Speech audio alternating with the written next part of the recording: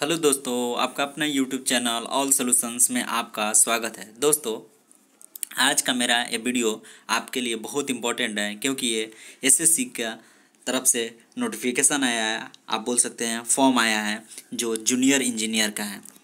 SSC में जो बच्चे जूनियर इंजीनियर बनने का सपना देखते हैं उनके लिए बहुत ही अच्छा मौका है, अच्छा खुशखबरी है। देखिए, एसएससी ने अपना जूनियर इंजीनियर के लिए नोटिफिकेशन जारी कर दिया है और देखिए इसका फॉर्म डेट भी स्टार्ट हो गया फॉर्म भराने का। देखिए ये है आपका, यहाँ पर देखिए, यहाँ पर आपका दिया हुआ है जूनियर इंजीनियर। देखिए यहाँ पर दिया हुआ है आपका जूनियर इंजीनियर सिविल, मैकेनिकल और इलेक्ट्रिकल से, सर्वेइंग से जो भी किए हुए हैं अब डिप्लोमा या बीटेक डिग्री, उनके लिए बहुत ही इम्पोर्टेंट है ये नोटिफिकेशन। देखिए यहाँ पर क्या है, फॉर्म स्टार्ट हो रहा है किस डेट से आपका फॉर्म फिलअप भराना स्टार्ट हो रहा है 1/10/2020 से और 30/10/2020 तक आपका भराएगा। यानी कि कल से ये स्टार्ट हो गया आपका फॉर्म डेट भराने का। उसके बाद लास्ट डेट कब है आपका 30/10/2020 को 11:30 बजे तक है। उसके बाद लास्ट मेकिंग ऑनलाइन पेमेंट कितना है 1/11/2020 बोल सकते हैं 11:30 बजे तक। Last date of general offline चलाने दी भरती हैं तो कब तक है 3/11/2020 11:30 तक। और देखिए last date through challan during the working hours bank का 5/11/2020 तक है। अब देखिए सबसे इम्पोर्टेंट बात यह है कि आपका एग्ज़ाम क्या है। यहाँ पर देखिए एग्ज़ाम है आपका, कब है एग्ज़ाम डेट देखिए, कंप्यूटर बेस्ड एग्जामिनेशन पेपर 1 कब होगा 22/3/2021, यानी 22 मार्च 2021 से 25 मार्च 2021 के बीच आपका होगा पेपर 1 होगा, आपका एग्ज़ाम पेपर 1 होगा। अब थोड़ा सा देखते हैं आगे क्या है। यहाँ पर गवर्नमेंट के क्या क्या रूल दिया गया है। अब देखिए इसमें डिपार्टमेंट दिया गया आपका कि कौन कौन डिपार्टमेंट में आपका जॉब लगेगा। बीआरओ दिया है, बस CPWD दिया हुआ है। उसके बाद central water power research station, ये सब सारा दिया हुआ है। देख लीजिए यहाँ पर आप देख सकते हैं नोटिफिकेशन दे दिए गए हैं। अब देखिए नीचे आइए, ये सारे हो गया। और उसके बाद देखिए यहाँ पर देखते जाइए। अब देखिए इसमें क्या है आपका, थोड़ा सा नीचे आते हैं हम लोग। नीचे क्या है देखिए, ये visible candidate type of disability जो कैंडिडेट्स हैं उनके लिए दिया गया है। थोड़ा सा नेशनलिटी सिटीजन आप एज क्वेरी वही आपका रहेगा 1/1/2021 के से पहले होना चाहिए, 1/1/2021 से पहले होना चाहिए। देखिए यहाँ पर आपको सारे में एज लिमिट दे दिया है कितना से कितना साल का रहेगा। नेक्स्ट देखते हैं। अब देखिए यहाँ पर इम्पोर्टेंट बात ये देखना है, यहाँ पर इम्पोर्टेंट बात ये देखना है। अब देखिए परमिसिव रिलैक्सेशन, जिसका एज एक्सपायर कर गया, ST/ST को कितना साल का छूट मिलेगा 5 साल का, OBC का 3 साल का, पर्सन विद डिसेबिलिटी जो है उसको PWD उसको 10 साल का, PWD प्लस OBC जो है उनको कितना 13 साल का। अब PWD SC या ST है तो उनको कितने साल का 15 साल का मिलेगा।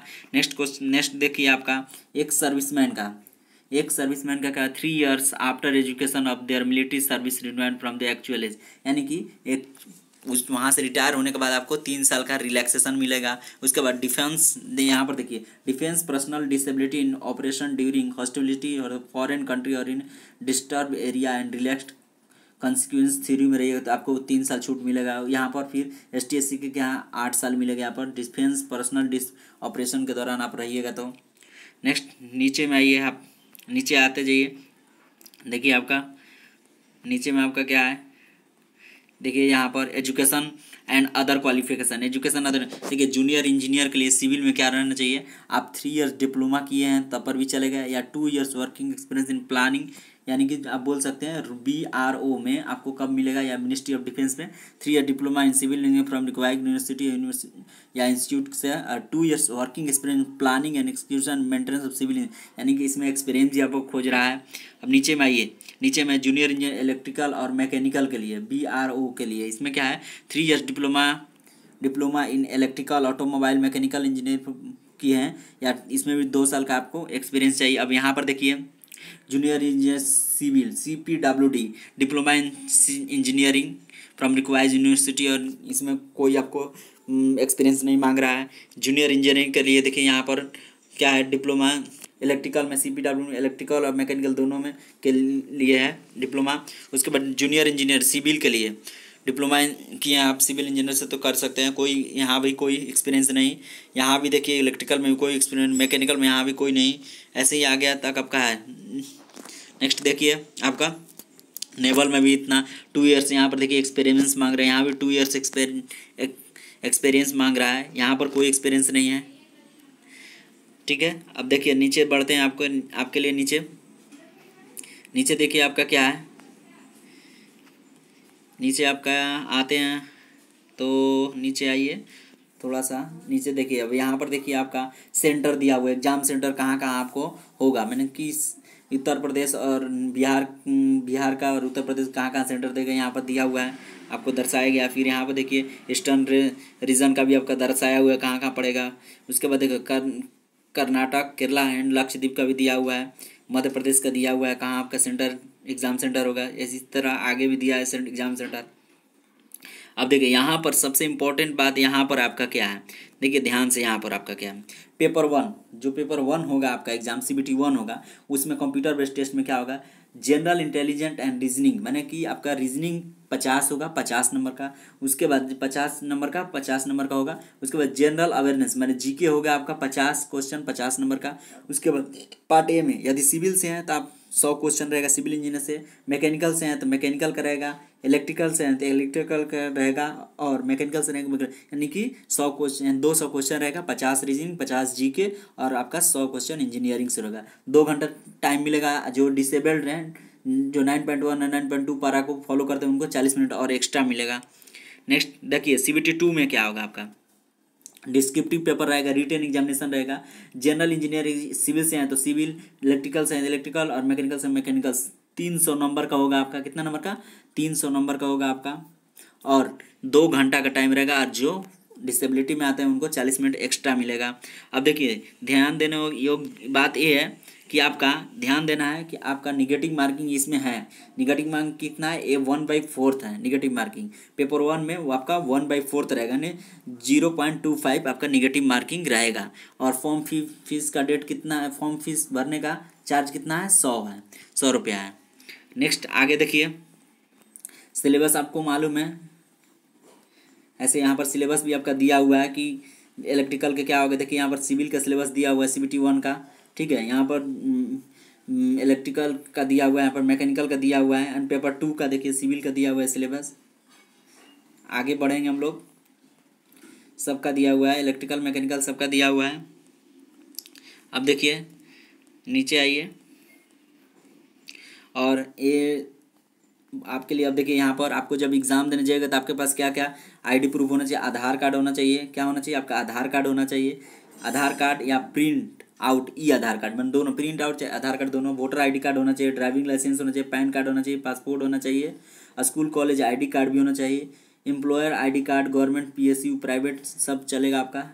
एक सर्विस एंड डिस्चार्ज बुक भी आप रहेगा तो आराम से कोई दिक्कत नहीं होगा। नेक्स्ट देखिए आपका डॉक्यूमेंट वेरिफिकेशन में आपका ये सारा कुछ आपको खोजेगा। अब the candidates will have to submit copies of various documents like matriculation. अब क्या क्या डॉक्यूमेंट्स आपको जारी करना है मैट्रिक वेरिफिकेशन में, तो मैट्रिक का certificate, secondary certificate, education qualification, experience certificate if applicable है तो, कास्ट सर्टिफिकेट, ये बिलोंग्स टू रिजर्व कैटेगरी करते हैं तो ये सारे हैं आपका। अब देखिए नीचे आइए, देखिए सबसे इंपॉर्टेंट बात है mode of selection. Mode of selection minimum qualification mark paper 1 paper 2 के लिए UR का 30% रहेगा आपका, OBC और EWS का 25%, और अदर्स का कितना रहेगा आपका 20% रहेगा आपका। मिनिमम क्वालिफिकेशन मार्क्स आपका इतना रहेगा आपका। अब देखिए based on the normalisation marks score, normalisation marks score paper 1 computer based examination candidates will be shortlisted category wise to the appear in the paper 2, यानी पेपर 2 में उनको स्थान देने के लिए कैटेगरी वाइज उनका कट ऑफ बनेगा आपका। अब based on the performance paper 1 and paper 2 candidates will be short listed for document. अब देखिए आपका जो सबसे इंपॉर्टेंट बात ये है कि पेपर 1 और पेपर 2 मिला के आपको शॉर्ट लिस्टेड किया जाएगा, यानी कि आपको वेरिफिकेशन के लिए बुलाया जाएगा। अब देखो final selection of and allocation ministry department organization will be made of the basis of the performance of the candidates paper 1 and paper 2 and the preference ministry department organization the time of document verification, यानी कि उसी समय आपको document verification बता दिया जाएगा और paper 1 और पेपर 2 के आधार पर ही आपका सिलेक्शन किया जाएगा। इसलिए दोनों पेपर को अच्छा से देना है। ये नहीं कि फर्स्ट पेपर में बस हमको पास होकर सेकंड पेपर में जाना है, इसलिए दोनों पेपर को आपको अच्छा से देना है। अब देखिए दोस्तों, बाकी सब आप बहुत लंबा चौड़ा इसका नोटिफिकेशन आप लोग बाकी जाकर देख लीजिएगा लिंक में। दोस्तों ये आपके लिए बहुत इंपॉर्टेंट वीडियो है, तो अभी से ही इंजीनियर जूनियर इंजीनियर के लिए लग जाए, क्योंकि ये बहुत ही एसएससी का बहुत ही अच्छा नौकरी है, आप जान लीजिए। इसके लिए आप अभी से ही तैयारी में लग जाइए और तैयारी करने लगिए। Thank you.